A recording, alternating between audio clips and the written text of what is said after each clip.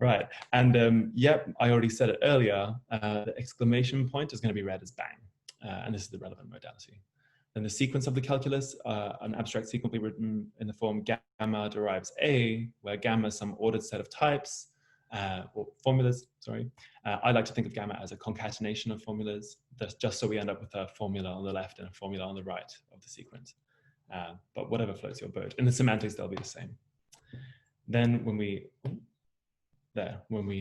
start looking at the rules of the calculus, we have the axiom, which is pretty standard. We may derive that, we may conclude that any type derives itself.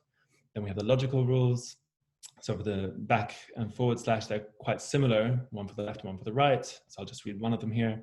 The backslash left rule says that if from gamma you can derive A, and from delta 1b, delta 2 you can derive C, then from delta 1 gamma A under B, delta 2 you can derive C.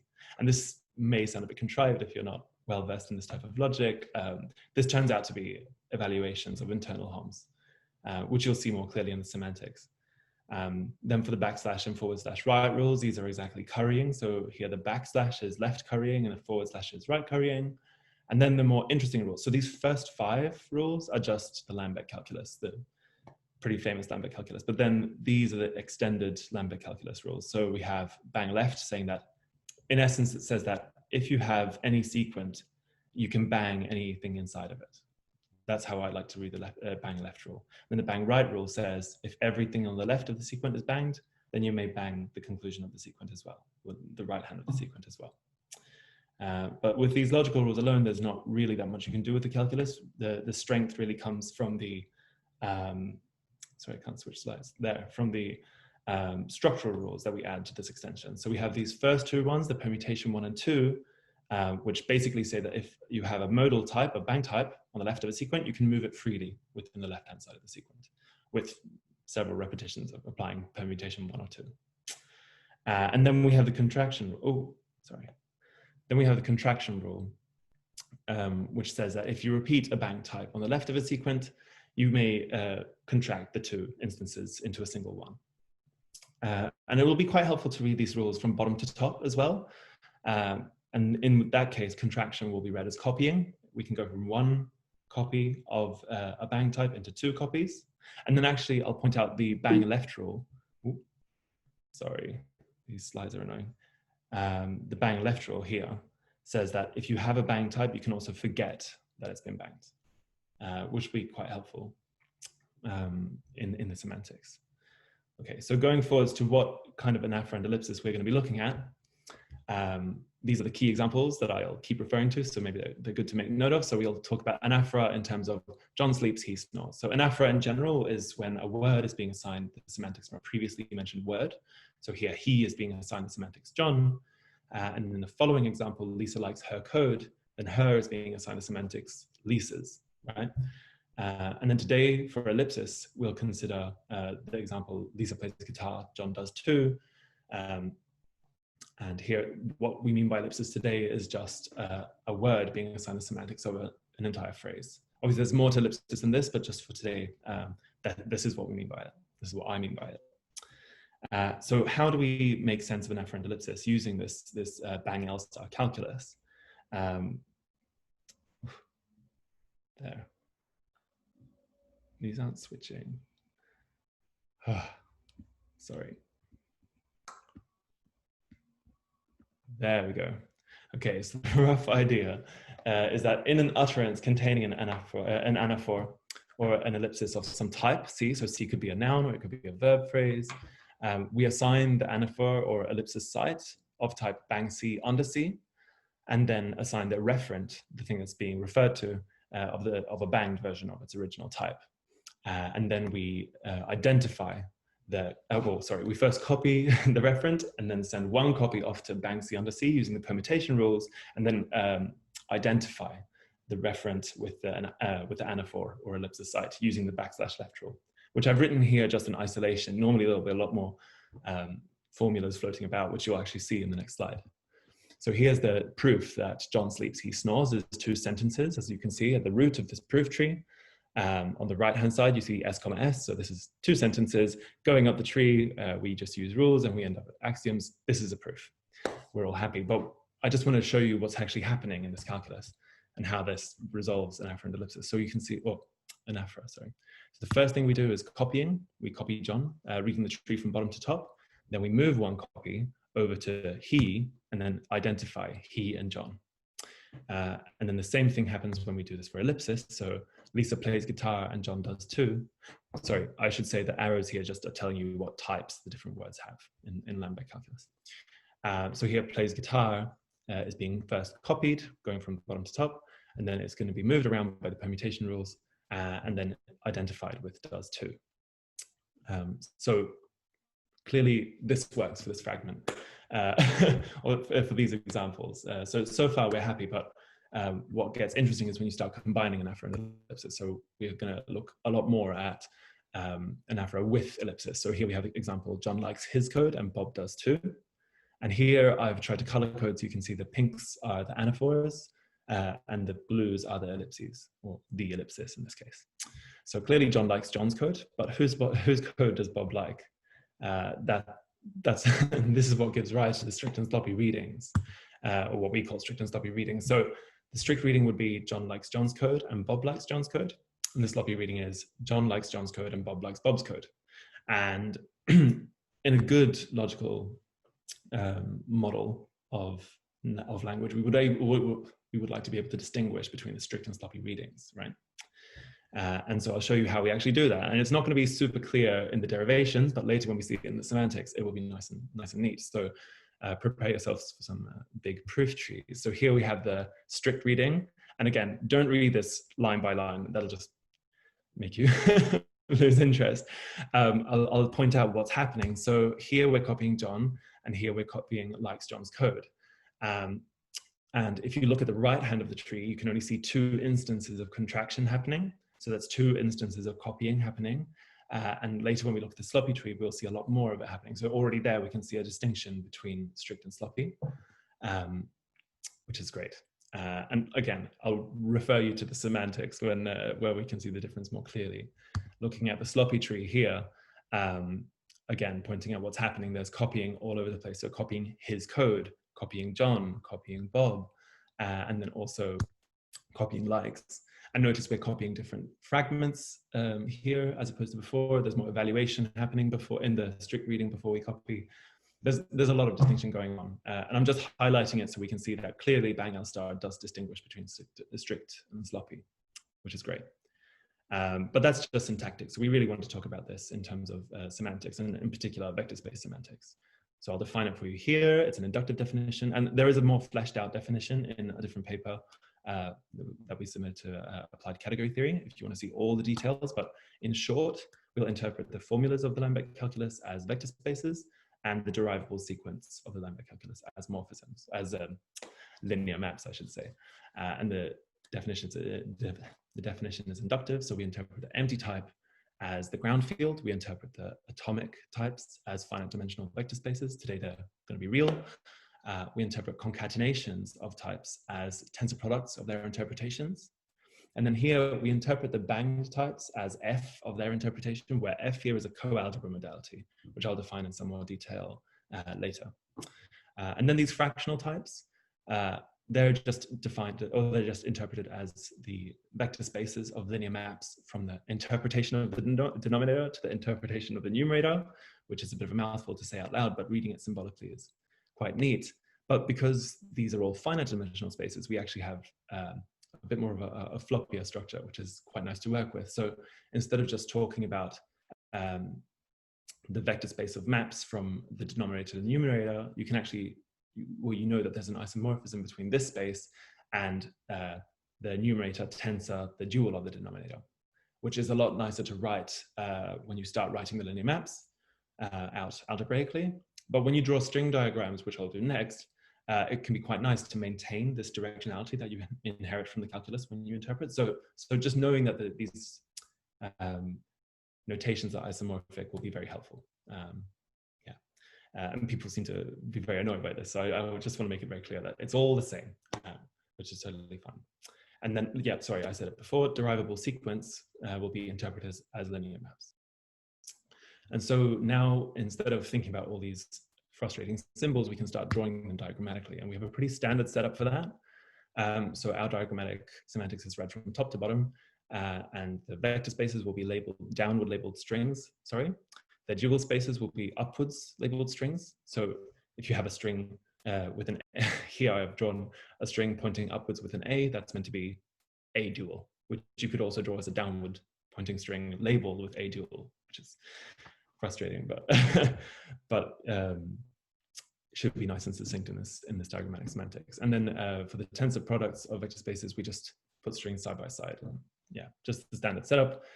With linear maps, also standard setup. There'll be boxes on strings. So a linear map from gamma to A will be a box with a gamma string coming in and an A string coming out. And then composition of linear maps is what you'd think it would be. It's just vertical juxtaposition. So yeah, pretty standard setup. And then because our category has some more structure, we have closure. So we denote this by clasps. And this is due to bias and stay. So this vector space of linear maps from A to B, drawn here on the left, will be denoted by this pair of strings with a clasp on them. And the clasp is pointing in the direction of where the linear maps go. And then evaluation is a linear map. So this should also have a box corresponding to it. But because this is a special linear map, it's internal to the category we're working in, we draw this as a cup. And again, this is just bias and stay. And people have pointed out as well, formally, you don't need the clasps right now because these are finite dimensional vector spaces. But again, they're very helpful.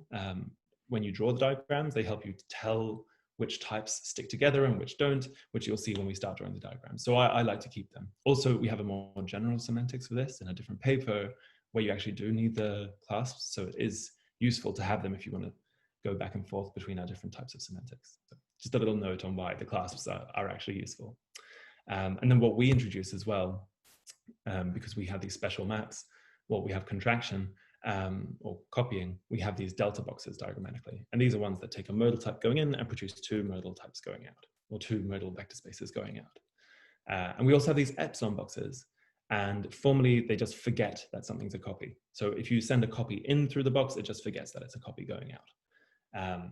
And yeah, and you can see that here. If a bang A goes in, just an A comes out, right? And obviously, when you just draw a box, you don't actually know what the box does to its input. You just know that what type the input has and what type the output has. And so, like I was saying before, the co-algebra modality, or what I was alluding to before, was this choice of co-algebra modality. And the co-algebra modality will actually tell you exactly what happens in these delta and epsilon boxes. So we've got a few different choices of co-algebra modality that we've found so far. These are originally defined for differential categories, but we've sort of modified the definition a tiny bit to make sense of them in our semantics. And so the three modalities that we found are fermionic Fock space co-algebra modalities, basis copying, and K-extension. So I'll take you through those now. So fermionic Fock spaces, this is definitely the longest definition. Fermionic Fock spaces are defined on vector spaces as this sum. So the fermionic Fock space of V is the ground field plus V wedge V plus V wedge V wedge V, and so on. You keep adding wedges until they stop. So, and they stop because wedge is the anti-symmetric tensor product. And this is the one which, if you have some simple tensor here, like the one I've drawn, VI1, VI2, if you permute the simple tensors by some permutation sigma, you then have to change the simple tensor by the sign of sigma. And this is just the definition of the wedge product. And so in particular, if you ever repeat a tensor, or if you ever repeat a vector in a simple tensor, the whole tensor vanishes because you can permute the two repeated vectors, and a simple interchange is obviously a negative permutation, odd permutation. So then you change the sign, but the vector doesn't change, and so VI wedge VI becomes negative VI wedge VI. And so this obviously has to be the zero vector. And so by pigeonhole principle, if you have a finite dimensional space, which we will always have, you know that so here I've written, if you have an n-dimensional space, then the n+1th wedge product must be zero, because then you start repeating basis vectors, right? So this should just make everyone feel happy that f of v is indeed a finite dimensional space, because these ellipses or these dots are sort of suggested that it might not be the case, but it's finite dimensional, and that's totally fine. And it's a nice space because on this space you have a multiplication, and maybe it looks a bit wordy here. It just says that you can wedge wedges together. There will be a layer where they fit in this space, which is super nice. And once you have this multiplication, you can actually define a co-multiplication, or a copying, really, which goes the other way from f of v to f of v tensor f of v. So we can define a delta map as desired.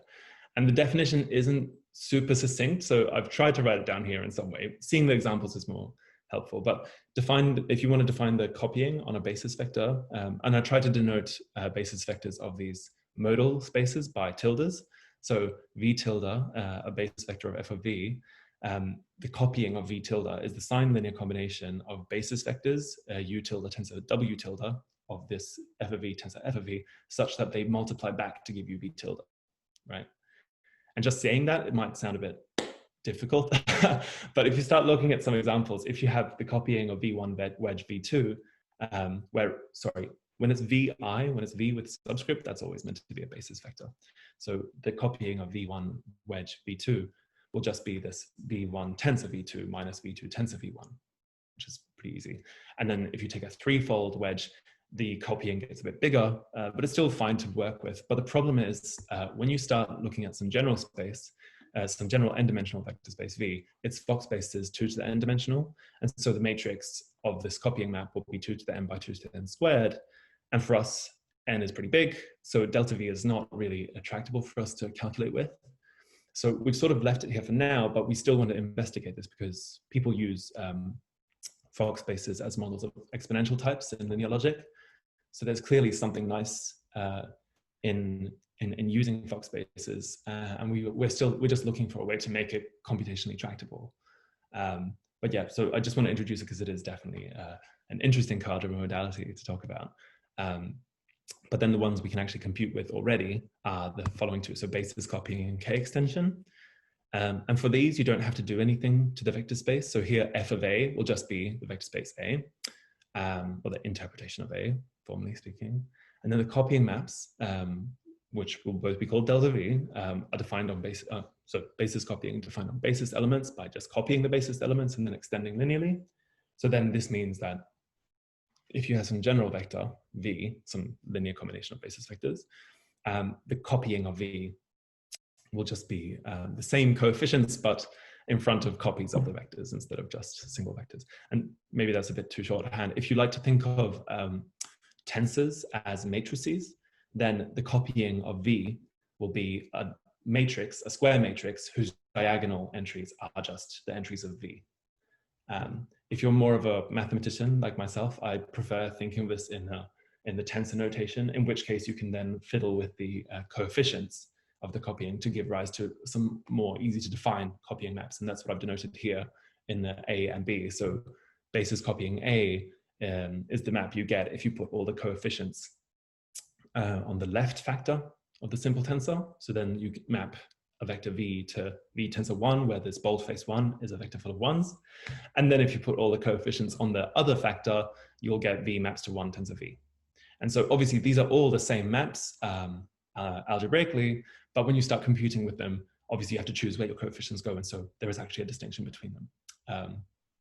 Yeah, so A and B are just instances of the basis copying map. And then you can sort of generalize this by defining k-extension as a sum of these two, but where you replace the 1 by some vector full of k. So you could have k equals 1, or you could just choose some other k. You could actually choose a constant vector. It doesn't have to be a vector full of the same number, but it could be just some constant vector.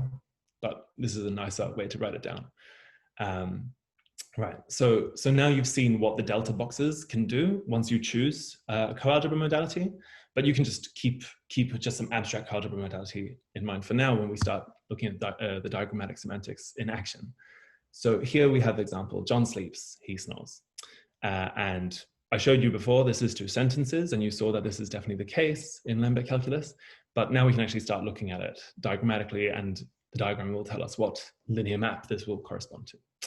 And I'll show you how to draw this step by step. So the first step, or when I always draw these, I always draw the left hand of the sequence that we're trying to prove. So the type, so John sleeps, he snores. John is bang n, sleeps is an intransitive verb. He is of type bang n under n, and snores is also an intransitive verb. And so you have the starting diagram here, bang n under s, bang n under n under s.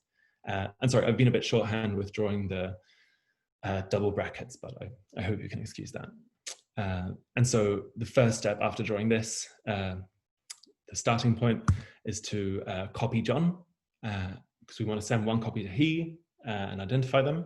So we start by copying John, and I've tried to color code. So John is this orange string pointing down, and then he is expecting a copy. So it's expecting an orange string going up. So yeah, sorry, first step, we copy John and move one copy towards he. Then we identify John and he by evaluating. And this is the \left rule in the semantics. And then now it's almost, we're basically done. First here, I've chosen to apply the co-unit and apply the first copy of John to sleeps, or apply sleeps to the first copy of John, really. And then this epsilon box is just forgetting formally that we're dealing with a copy of John. It just says John sleeps, not copy of John sleeps. And then for the final step, we just evaluate the result of he of the second copy of John at snores. And so out from the first string, first black string pointing out, we get John sleeps, and from the second string, we get John snores, which is pretty nice. And then if we go back to this Nita picture, you can actually look at what the linear maps coming out of the diagram do in a sort of simple way. And there's a bit of notation to get your head around. If you try and write down the types of the linear map just from the get-go, it gets a bit messy. That's what this first line is. So if you want to write the linear map that corresponds to this diagram, I've called it I here. I maps from f of n to the linear maps from n to s times the linear maps from f of n to n times the linear maps from n to s, all into s tends to s, which is a mouthful to say, but diagrammatically, obviously, it's very neat. And the way this map acts, you can see here symbolically, it maps n tilde times alpha times nu times beta to alpha of n1 times a beta of nu of n2, which again is probably not very helpful to see. So instead, it's a lot nicer if you choose names for your inputs that correspond to the types they come from. So here on the third line, we see John slept, he snored maps to slept John of 1 times snored he of John 2. And there's some notational shorthand going on. I've, again, tried to use tildes to denote elements that come from modal vector spaces. And these 1 and 2, these are Sweedler notation. So Sweedler notation is a notation you use for an abstract copying or an abstract co-multiplication. And this is just a placeholder for any of the coalgebra modalities I was talking about before. And if you want to actually look at what this copying looks like in these different coalgebra modalities, this is what they look like. So for basis copying, for A and B, instead of these little 1s and 2s, we would write John slept, he snored maps to slept John times snored he of 1. And basis copying B would send John slept, he snored to slept 1 times snored he of John, right? And then K extension would be the sum of these two, but you replace the 1s by Ks. So John slept, he snored maps to slept K times snored he of John plus slept John times snored he of K. And then also here I've included the full copying, or what we call full copying, this nonlinear copying, which sends John slept, he snored to slept John times snored he of John. And this is what we're trying to emulate. This is what we're trying to approximate using linear maps. So it's nice to see what we want, although clearly this is not linear. So this, now I've taken you through the full pipeline. You've seen the derivation, you've seen the semantics of it, and you've seen what the semantics looks like in these different choices of coalgebra modality. So yeah, now in principle, you know how to do derivations of anaphora and ellipsis in Lambek calculus with a relevant modality. So I'll just take you through some other examples a bit more briefly, so you can feel more confident in this newfound ability. So John slept and Mary did too. Or John plays guitar and Mary did too, it doesn't really matter. Here, I'm not going to go through all the detail, but you can see this diagram is actually quite similar to the last one. One difference here is that we have an and that pulls these two final strings together to put it into one sentence, as opposed to two sentences. And as a linear map, you see John slept and Mary did too, sorry, at the bottom of the slide, maps to and of the first copy of slept of John time, and the did too of the second copy of slept and Mary. So it does what you think it would do. But maybe I can send you these slides if you want to look at this in more detail, because what's more interesting to me right now is explaining what's going on in the strict and sloppy readings. So here's the strict diagram. John likes his code, Bob does too. And I'll just point out to you what's going on. So this first delta box we see here is where we copy John, and the second one is where we copy likes John's code. And then this co-unit, or this cup here, is identifying does too and likes John's code. And hopefully you can see this is kind of what I was trying to point out in the derivation as well. But and also maybe it's not a strong argument right now, but this is definitely easier to read than the derivation in the sequent calculus. And if you want to, you can produce the linear map for this, and algebraically this is what it looks like, which might be a bit intimidating. So I've given also a sort of more shorthand logical form, which will send John likes his code, Bob does too, to John likes John's code, tensor, Bob likes John's code. And I've just written a little subscript here to say that this likes is the ellipsis, comes from ellipsis. And then for the sloppy reading, the diagram gets even messier. But you can just scan it pretty quickly to see what's going on. There's copying of John, copying of Bob, copying of his code, and copying of likes.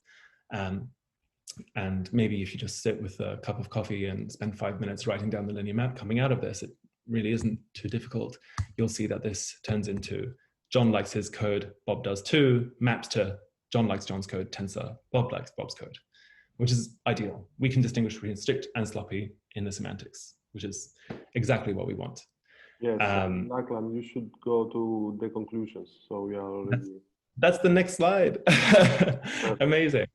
Perfect. So where we're going next and what we want to do. So right now we're setting up an experiment where we want to build up some vector representations of sentences with ellipsis in them. And so we have a disambiguation task where we have pairs of sentences with a single verb, which differs between them. So I'll just give you the example here. Governments provide cash and councils do too. Government supplies cash and council does too. So here provides and supplies are very similar. We want to build up a vector representation of both of these sentences and check how close they are. We have a data set that gives human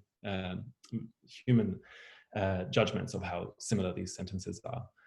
And the citation here has done exactly that, but with the full copying. So we want to test it with our our linear copyings and see if we get good results. And so we're setting this up right now. And this is based on a similar experiment, or the method is based on a similar experiment, which we did for parasitic gap, phrases with parasitic gaps. And there we found that K extension with K equals 1 was really close to non-linear copying, which is really nice. And then, yeah, where we're heading to next, which we haven't really set up yet, but really want to do, is testing our semantics on glue or superglue Anaphora and Ellipsis resolution tasks, because it's a commercial benchmark, a big cool to test. And then we want to extend the proof of coherence of the diagrammatic reasoning that Gijs-Feinholz did for a fraction or a fragment of this calculus. So it would be nice to extend that to our full calculus.